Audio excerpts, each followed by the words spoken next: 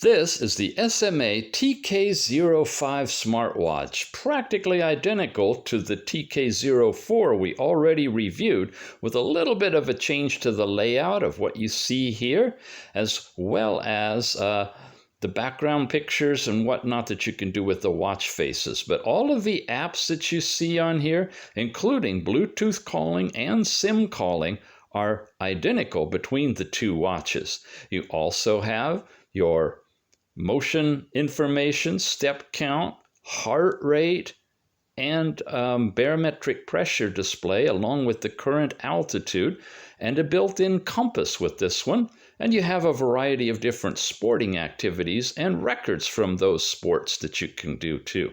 As I mentioned, you have a variety of watch faces, and all of these are different on the SMA TK05.